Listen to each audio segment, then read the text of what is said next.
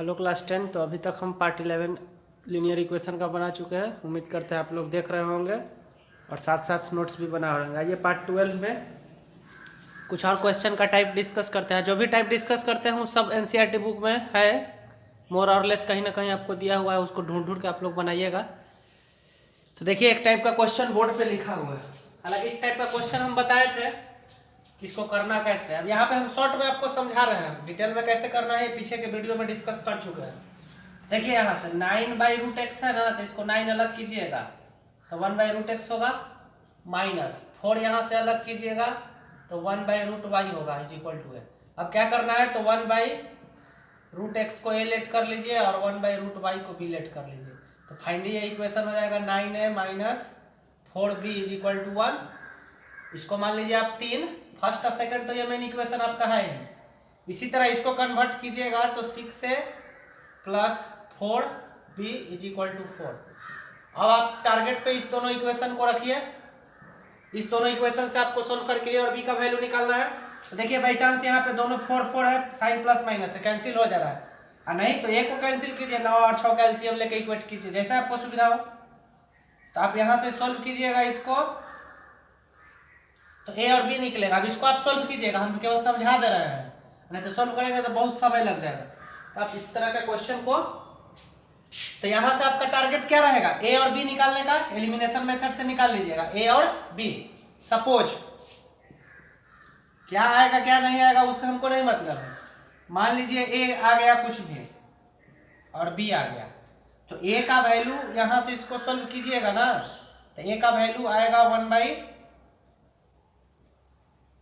मान लीजिए कुछ भी आएगा, जैसे 1/ मान लीजिए 7 आया, मान लिया कि 1/7 आएगा।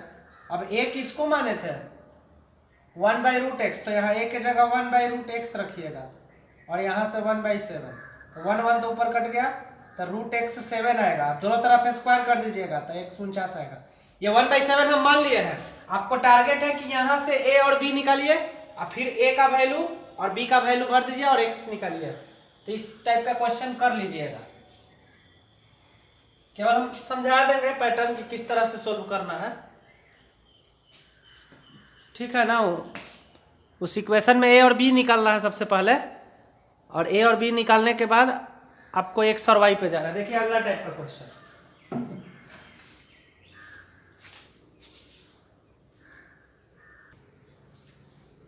देखिए इस टाइप का भी क्वेश्चन बुक में मिलेगा। इसको सोल्व करने का तरीका देखिए। इसको सोल्व करने के लिए सबसे पहले किसी भी इक्वेशन को लिखिए 3x plus 8y is equal to xy, 3x plus 8y by xy। अब देखिए यहाँ xy का कोफिशिएंट कुछ नहीं है तो 1 है ना, तो 1 है तो यहाँ से ये मल्टीप्लीकेशन में है तो इधर डिवीजन में चला आया, तो यहाँ से ये कोफिशिएंट क्या बच गया 1 बच गया। समझे बात को ना, यहाँ 1 दिखाने का जरूरत नहीं है। यहाँ से xy को नीचे कर लिए तो कुछ नहीं तो 1 बच गया।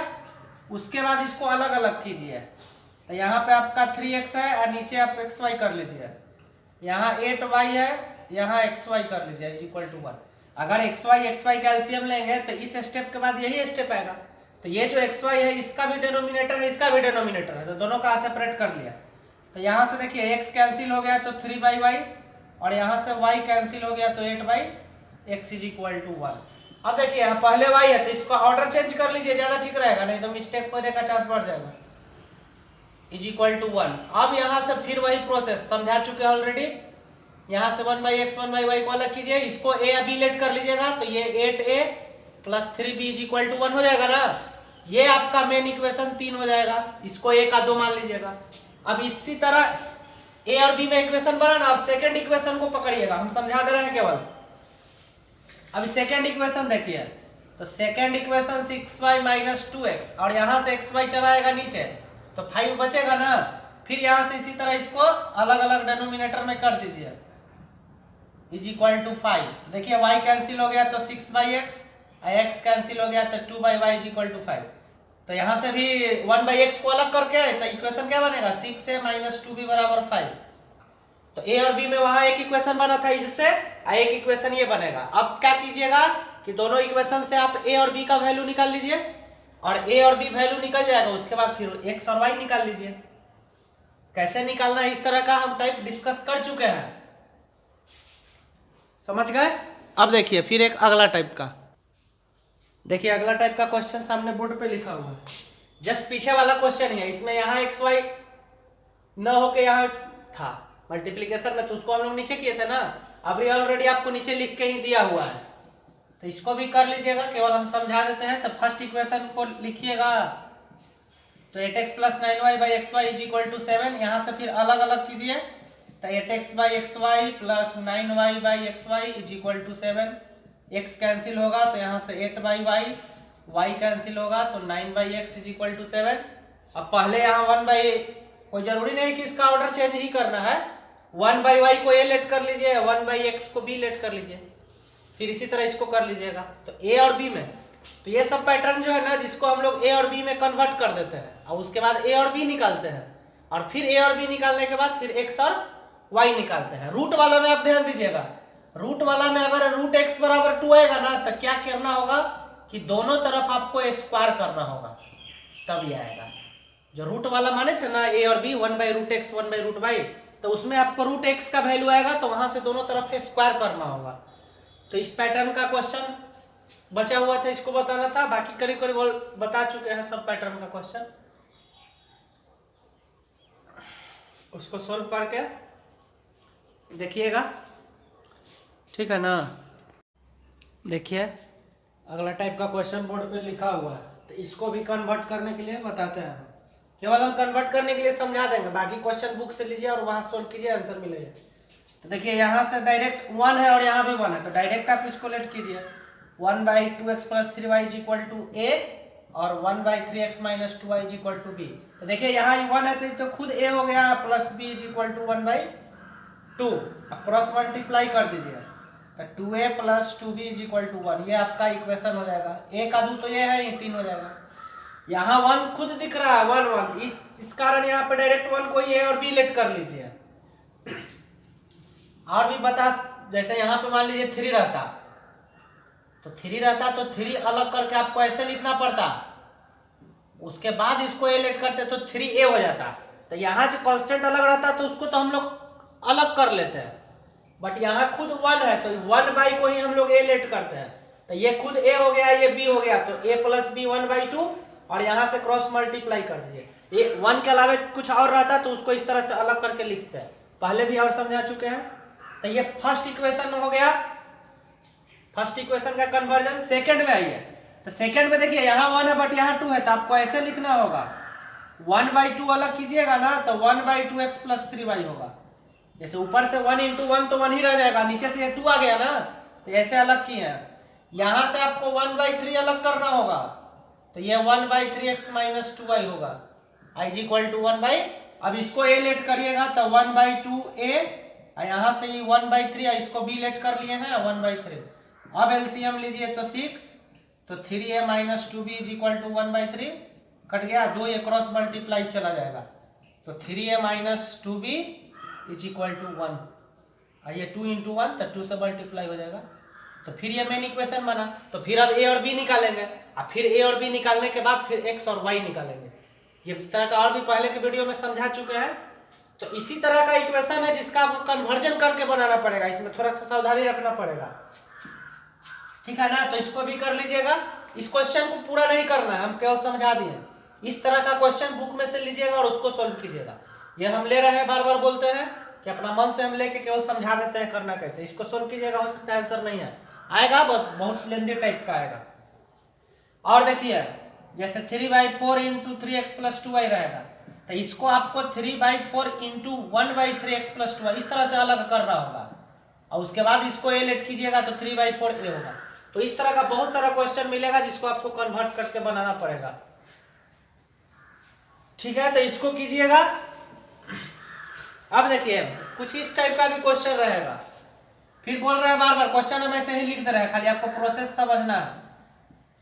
6, हालांकि सब एग्जाम में आता नहीं है, बट समझ लीजिए 3 वेरिएबल वाला रहेगा, 3 को इक्वेशन दिया रहेगा, x plus 3y minus z, 3 equation दे देगा, बोलेगा कि x y z निकालिए। तो आप देखिए इसको करने का तरीका हम समझ लीजिए, इसको तरीका हम समझा दे रहे हैं, इसको पूरा क्वेश्चन को सोल्व नहीं कीजिएगा, अगर ऐसा क्वेश्चन कहीं मिले तो उसको कीजिएगा। हम केवल प्रोसेस से समझा दे रहे हैं। तो ध्यान से देखिए, कोई 3 इक्वेशन है ना, इसको दूगो को पकड़िए, इसको दूगो को पकड़िए, या इस दोगो को पकड़िए। एक पेयर एक पेयर 3 पेयर है ना, तो 2 पेयर कोई भी पकड़िए। तो हम इसको दोनों को पकड़े।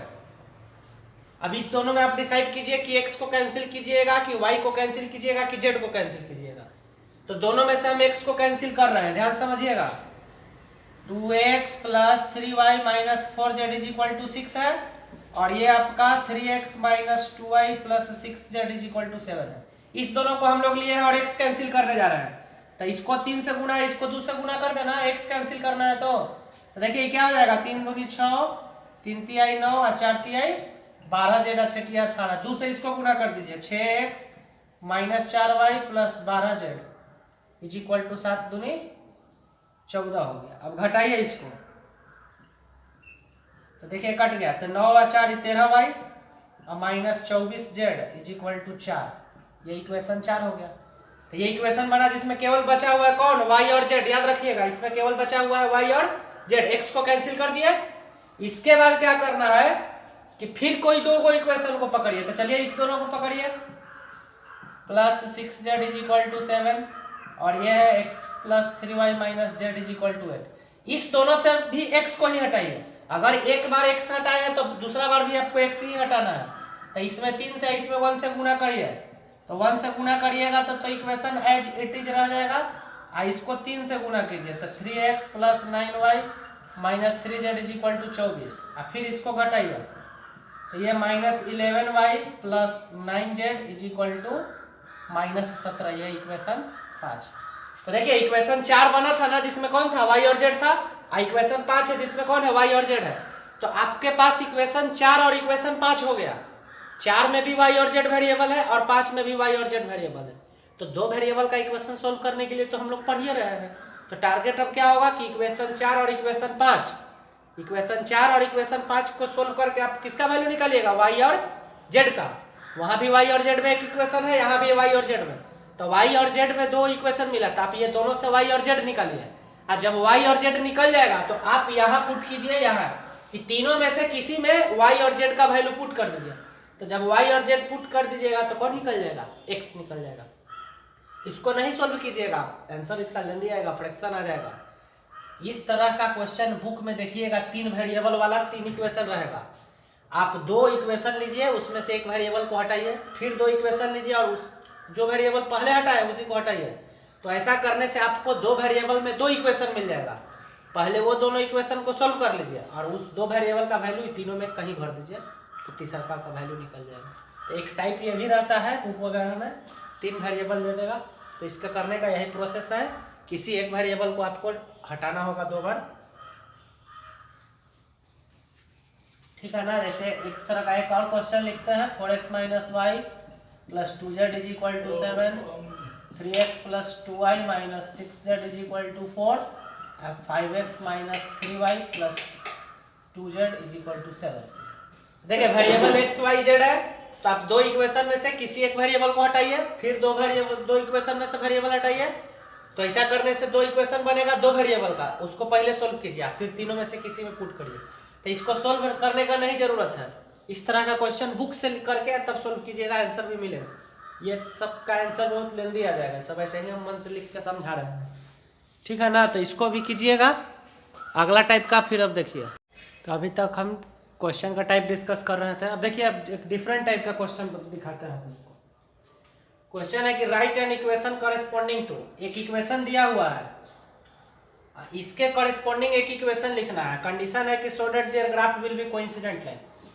ये एक इक्वेशन दिया हुआ है 2x plus 3y is equal to 5, और एक इक्वेशन आपको अपना तरफ से लिखना है, और इस तरह से लिखना है कि ग्राफ कोइंसिडेंट लाइन होना चाहिए।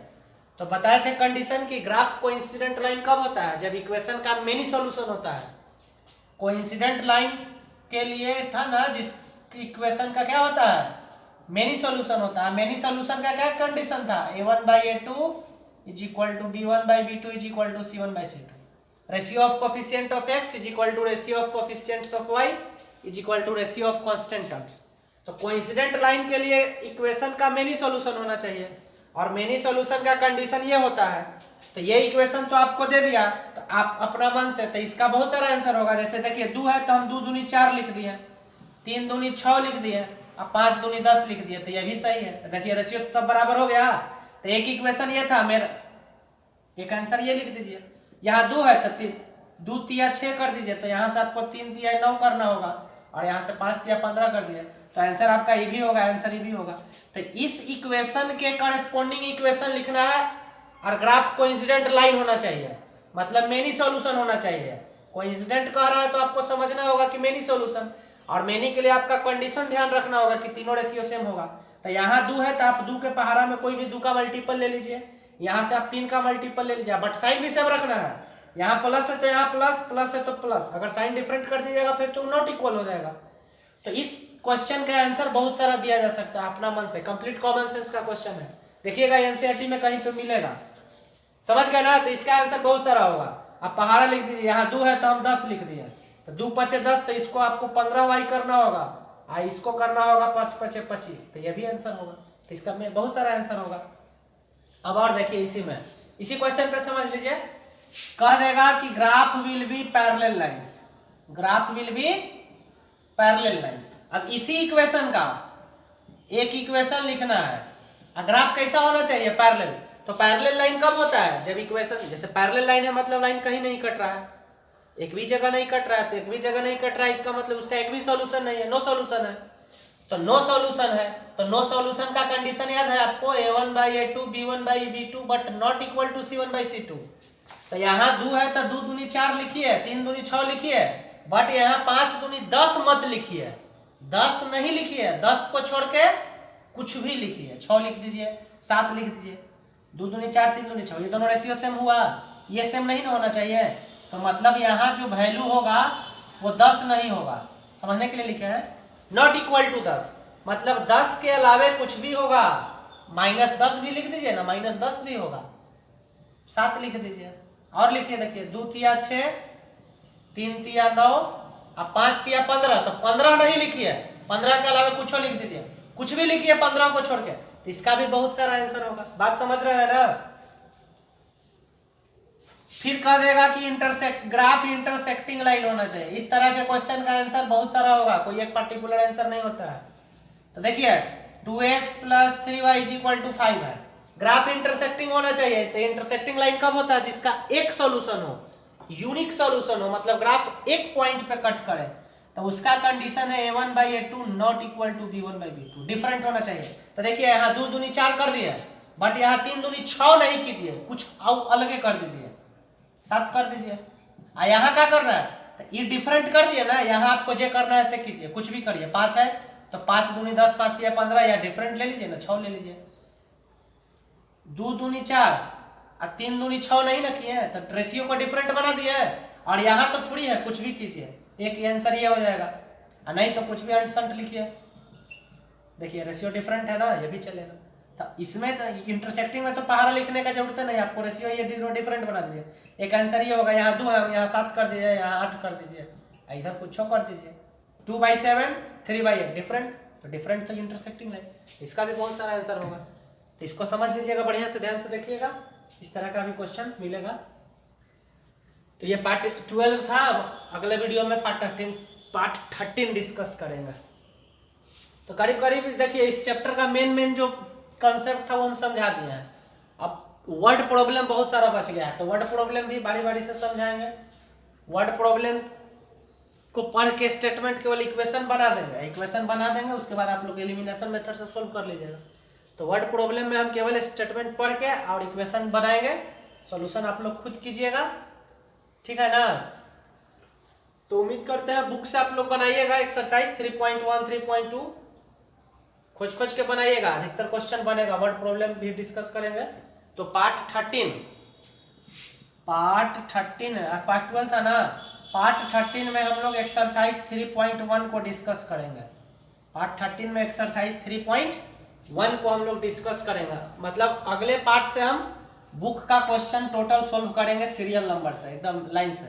फर्स्ट एक्सरसाइज के फर्स्ट क्वेश्चन से सारा अब बुक का सॉल्यूशन एनसीईआरटी का चलेगा अगले वीडियो से, जो भी आएगा उसको, जो मान लीजिए ऑलरेडी बताया हुआ होगा तो उसको हम केवल बोल देंगे, समझा देंगे। तो एकदम सीरियल नंबर से बुक का क्वेश्चन चलेगा अगला वीडियो से। बाकी कंसेप्ट हम समझा दिए हैं, तो अगला वीडियो मतलब कल से तो आप पीछे वाला एक बार रिवाइज कर लीजिएगा, ठीक है ना। ठीक है, तो चैनल को तो बहुत लोग देख रहा है, सब्सक्राइब तो कर नहीं रहा है, ना लाइक कर रहा है, ना कमेंट कर रहा है। तो ठीक है, जो करना है आप लोग को कीजिए, है ना। अब हम बोलने नहीं जाएंगे बार बार, ठीक है, ओके।